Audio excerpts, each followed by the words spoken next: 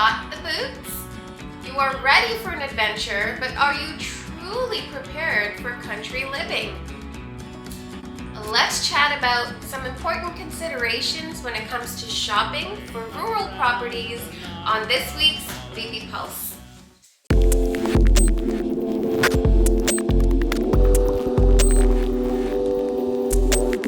So if the last year, 2 years have taught us anything, it's that so many of us have truly reevaluated where we choose to live, how we work, what kind of home that we want to truly live in. Do we want open concept? Do we want segmented living?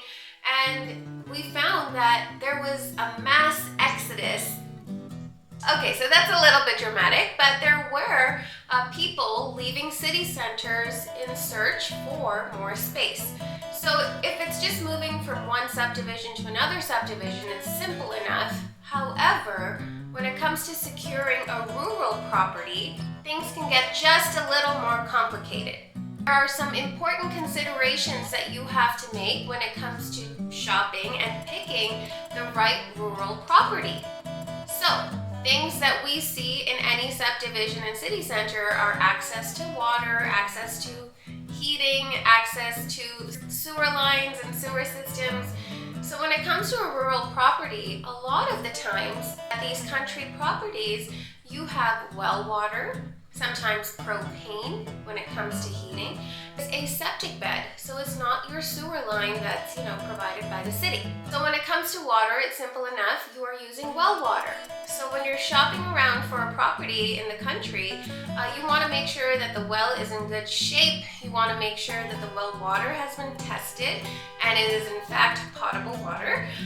It is as simple enough as taking a sample and dropping it off and having it tested, right? It's not so simple as just turning on the faucet, right? It's a little more involved. It will be you turning on the faucet, but you want to make sure these tests are completed so that your water is up to code. So speaking of water, you also want to make sure there's enough water pressure to accommodate your family. I remember showing a rural property once, and for a family of 5, there simply was not enough water pressure, which means the installation of further pumps needed to happen. So another important consideration with rural properties are your sewers. It's not your municipal sewer. You in fact have septic tanks underneath. And when it comes to a septic tank, there's also parameters with how often they should be dumped, how often they should be emptied and serviced. It's not a let's do this every year thing. You could in fact damage your septic tank in doing so frequently.